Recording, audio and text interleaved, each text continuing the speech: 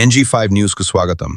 తిరుపతి జిల్లా సూళ్లూరుపేటలో ప్రస్తుత వాతావరణం గాలి నీరుతో సహా నిప్పులు చెరిగేలా ఉందని, ప్రజలు అప్రమత్తంగా ఉండాలని ఈ విషయంపై ప్రభుత్వ ఉపాధ్యాయులు షేక్ ఉస్మాన్ భాషా మాట్లాడుతూ, రోహిణి కార్తీక మాసం ఆరంభమైనప్పటికీ నుండి ఎండ తీవ్రత మరి ఎక్కువైందని, ప్రజలందరూ అప్రమత్తంగా ఉండాలని, ఎండ తీవ్రత వలన వడదెబ్బ బారిన పడకుండా జాగ్రత్తలు తీసుకోవాలని, ఉదయం 11 గంటల నుండి సాయంత్రం 4 గంటల వరకు ఇంటి వద్దనే ఉండాలనిలని, తేలికైన నూలు దుస్తులు ధరించాలని, మరియు ఉప్పు చక్కెర కలిపినటువంటి నీరు త్రాగడం, మజ్జిగ, కొబ్బరి నీళ్లు, నిమ్మకాయ రసం వంటి పానీయాలు తీసుకోవాలని, శీతల పానీయాలకు దూరంగా ఉండాలని విజ్ఞప్తి చేశారు. మే నెల చివరి వారంకి వచ్చేటప్పటికి రోహిణి కార్తీ ప్రారంభమైందండి.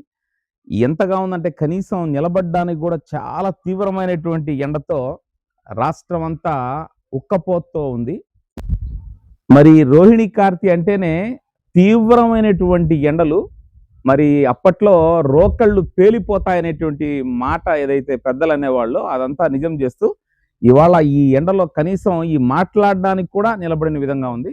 అయితే ఇలాంటి తీవ్రమైనటువంటి ఎండలకి ప్రభుత్వం ఎన్నో ప్రచారాలు చేస్తున్నప్పటికీ జనజీవనంగా మనం కూడా దాదాపుగా ముఖ్యమైనటువంటి కొన్ని సూచనలు తీసుకుంటే చాలా సులభంగా ఈ ఎండల నుంచి మనం బయటపడవచ్చు.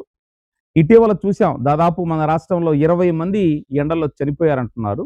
వీటన్నిటిని బయటపడడానికి ఉదయం 10 గంటల నుంచి సాయంత్రం 4-5 గంటల వరకు ఇంటి వద్దనే ఉండడం, అదేవిధంగా తేలికైన నూలు దుస్తులు ధరించడం, ఈ వేసవి పానీయాల జోలికి పోకుండా మజ్జిగ, సహజమైనటువంటి పండ్ల ఉత్పత్తులు చేసినటువంటి ఇంట్లో షర్బత్, జ్యూసులు లాంటివి తీసుకోవడం, ఉప్పు చక్కెర కలిపినటువంటి ORS ద్రావణాన్ని తీసుకోవడం వల్ల మనం చక్కగా ఈ యొక్క తీవ్ర వేసవి నుంచి బయటికి పడవచ్చు.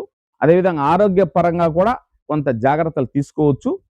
ఒకటి గుర్తుపెట్టుకోండి, ఇట్లాంటి మండు వేసవిలో ప్రయాణాలు కానీ బయటకు రావడం కానీ తీవ్ర ప్రమాదాన్ని గుర్తించే విధంగా ఉంది. కాబట్టి ఇట్లాంటి జాగ్రత్తలు తీసుకుంటూ ఇంటి పట్టునే ఉంటూ వృద్ధులు ముఖ్యంగా పిల్లల పట్ల ప్రత్యేకమైనటువంటి శ్రద్ధతో మనమందరం ఉండాలని చెప్పి నేను కోరుకుంటున్నాను.